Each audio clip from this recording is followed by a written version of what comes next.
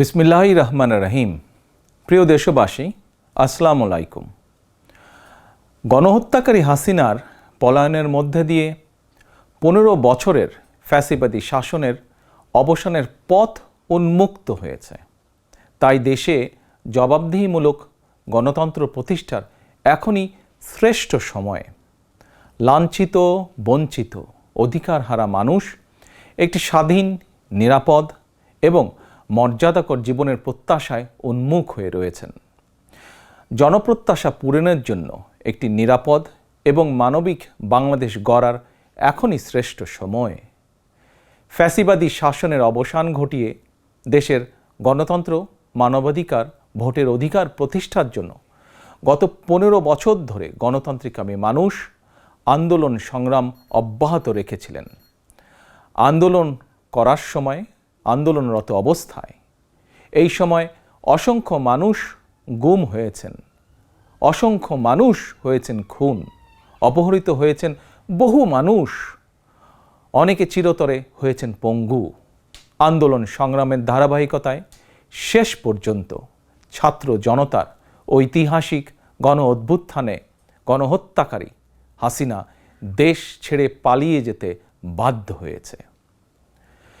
প্রিয় দেশবাসী, ঐতিহাসিক গণ অভ্যুত্থানের সাফল্য ও উদ্দেশ্য নস্যাৎ করে দিতে সুপরিকল্পিতভাবে চলছে ষড়যন্ত্র, এবং এই ষড়যন্ত্রের অংশ হিসাবেই একটি ধর্মীয় জনগোষ্ঠীর উপরে পরিকল্পিত হামলার ছক কষে দেশে একটি অস্থিতিশীলতার সৃষ্টির অপচেষ্টা চালানো হয়েছিল।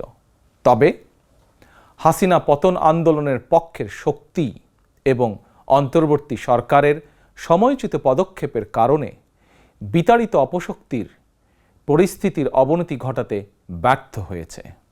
কিন্তু তারপরেও তাদের ষড়যন্ত্র থেমে নেই। কিন্তু গণ অভ্যুত্থানে চেতনা ও লক্ষ্য সুসংহত করতে হলে বিতাড়িত গণবিরোধী শক্তিকে আইনের মুখোমুখি করার পাশাপাশি জনগণের রাজনৈতিক এবং অর্থনৈতিক ক্ষমতায়ন অত্যন্ত জরুরি।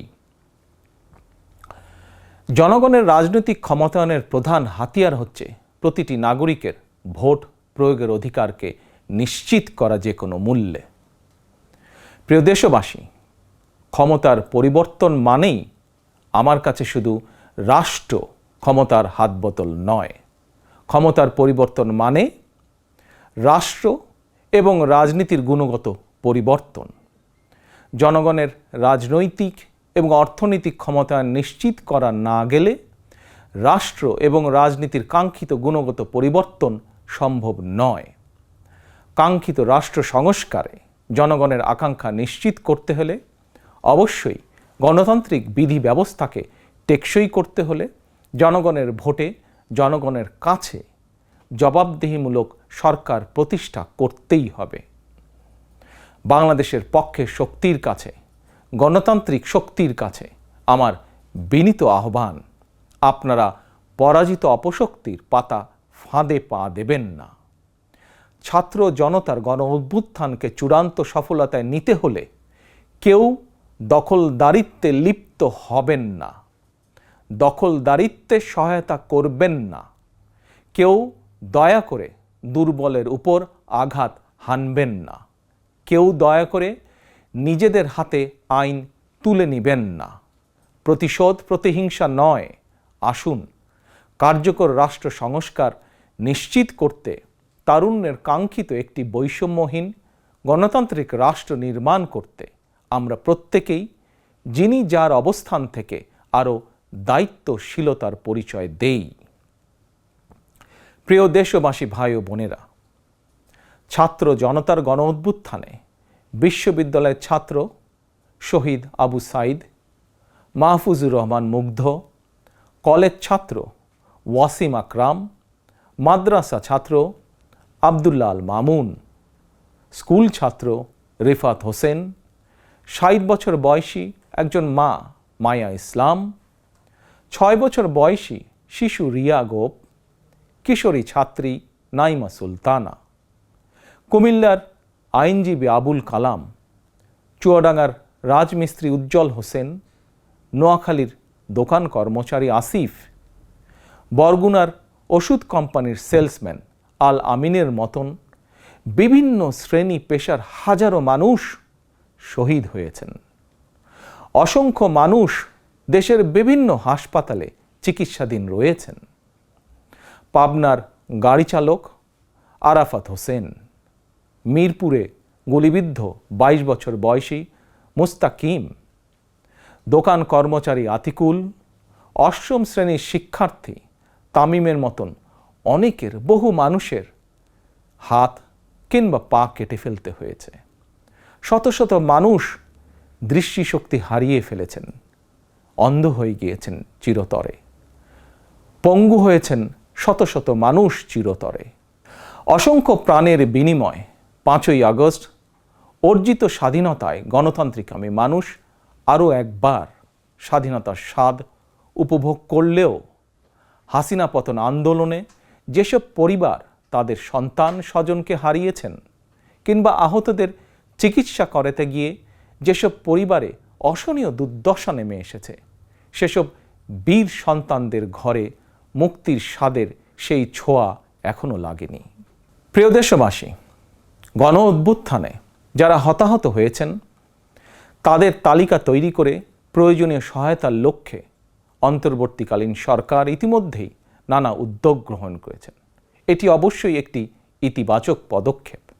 তবে গণ অভ্যুত্থানে যারা হতাহত হয়েছেন তাদের পরিবারের সদস্যদেরকে রাষ্ট্রীয় আয়োজনে সম্বর্ধনা দেওয়া হলে, রাষ্ট্রীয়ভাবে সম্মান জানালে কিছু সময়ের জন্য হলেও হতাহতদের পরিবারগুলো হয়তো একটু মানসিক সান্ত্বনা পাবেন।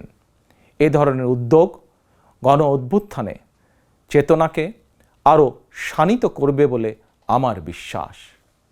একই সঙ্গে প্রতি বছর 5ই আগস্টকে রাষ্ট্রীয় উদ্যোগে জাতীয় জীবনে একটি বিশেষ দিবস হিসাবে পালন করার বিষয়টিও বিবেচনা করা দরকার বলে সমাজের বিভিন্ন শ্রেণী পেশার মানুষ বিশ্বাস করেন। আমি এ প্রসঙ্গে আরও একটি বিষয় সরকারের দৃষ্টি আকর্ষণ করতে চাই। 2018 সালেও সারা দেশে কোটা সংস্কার আন্দোলন হয়েছিল। সেই সময়েও আন্দোলনকারীরা রাষ্ট্রীয় প্রতারণার শিকার হয়েছিলেন। গণহত্যাকারী হাসিনা আন্দোলনকারীদেরকে সেই সময়েও নির্মমভাবে দমন করতে চেয়েছিল, দমন করেছিল। এমনকি খুনি হাসিনা সেই সময়ে আহতদেরকে চিকিৎসার সুযোগ পর্যন্ত দেয়নি।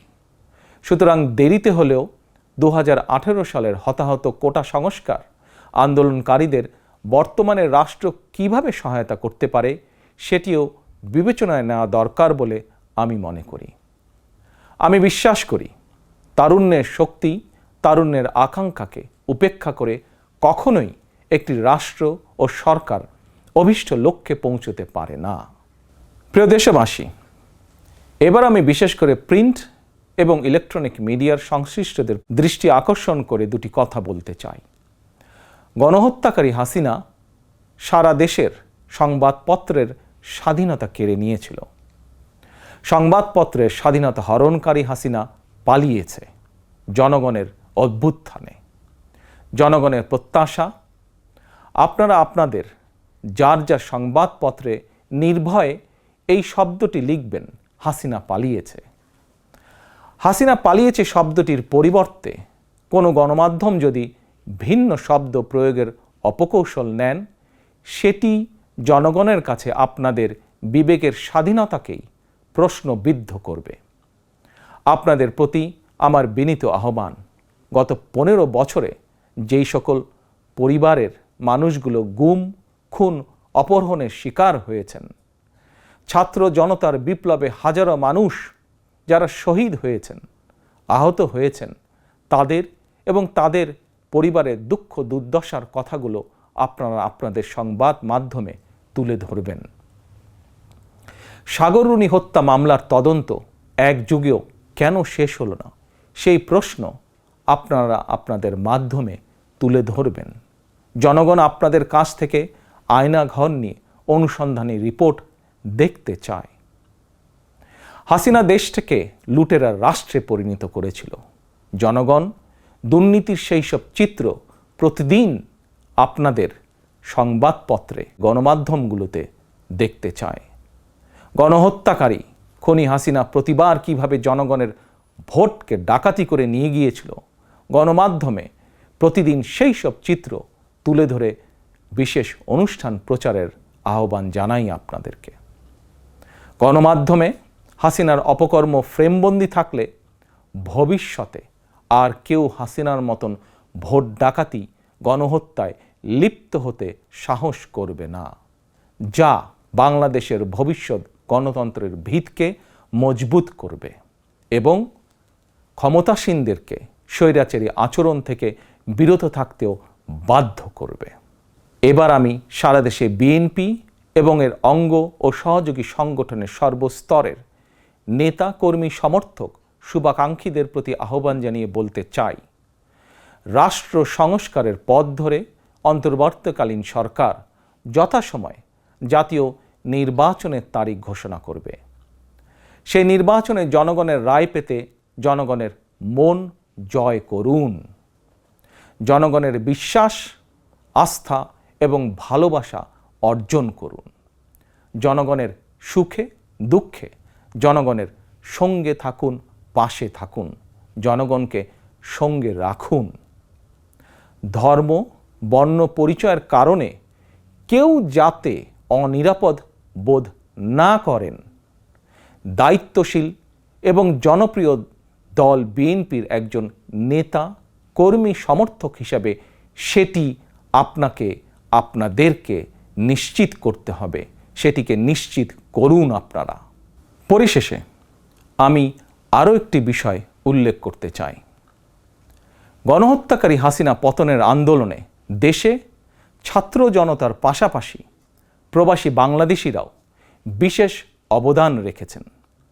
দেশে যখন মত প্রকাশের স্বাধীনতা রুদ্ধ করে দেওয়া হয়েছিল, প্রবাসীদের মধ্যে একদল সাহসী মুখ প্রবাস থেকেই জনগণের সামনে হাসিনার দুঃশাসনের ইতিবৃত্ত তুলে ধরে গণ আন্দোলনে সামিল থেকেছেন। প্রবাসে থেকেই হাসিনা পতনের আন্দোলনের সঙ্গে একত্রতা প্রকাশ করতে গিয়ে কোনো প্রবাসী বাংলাদেশিকে প্রবাসে জেল জুলুম সইতে হয়েছে বা এখনও হচ্ছে। প্রবাসীদের অবদানকে কৃতজ্ঞতার সঙ্গে স্মরণ করে আমার আহ্বান, ছাত্র জনতার কাঙ্ক্ষিত একটি বৈষম্যহীন গণতান্ত্রিক বাংলাদেশ নির্মাণে অতীতের মতন ভবিষ্যতেও সংশ্লিষ্ট দেশের আইন মেনে সাধ্য মতন আপনারা আপনাদের যার যার অবস্থান থেকে ভূমিকা অব্যাহত রাখবেন।